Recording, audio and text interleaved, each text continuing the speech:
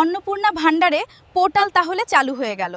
তাহলে চলো দেখে নেওয়া যাক পোর্টালটি কিভাবে চেক করবে। গুগলটা সবার প্রথমে ওপেন করবে। ওপেন করে নেওয়ার পরে কিন্তু সার্চ বারে ক্লিক করে তোমাদের এখানে লিখে দিতে হবে অন্নপূর্ণা ভান্ডার পোর্টাল। তো এটা যখন লিখবে তখন কিন্তু এই যে ওয়েবসাইটটা তোমাদের সামনে ওপেন হবে। তো এই ওয়েবসাইটটা কিন্তু জাস্ট আজকে দিয়েছে, তার জন্য কিন্তু তোমরা এখান থেকে কিছুই এখন করতে পারবে না।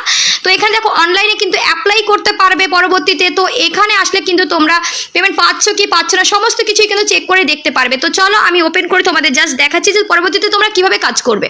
তো দেখো একটু নিচে যখন তোমরা স্ক্রল করে চলে আসবে তখন কিন্তু এখানে পেয়ে যাবে আমরা যখন কোনো মাসের পেমেন্ট যদি না পাই তখন কিন্তু এই অপশনটার মধ্যে চেক করতে হবে যে স্ট্যাটাস যখন আমরা চেক করতে বলে যে তুমি কি পেয়েছিলে আগের মাস পর্যন্ত। দেখো তো এই যে সার্চ স্ট্যাটাস চেক করুন এই জায়গা থেকে নিচে কিন্তু আছে অন্নপূর্ণা ভান্ডারে অ্যাপ্লাই করার জন্য এই জায়গা আছে।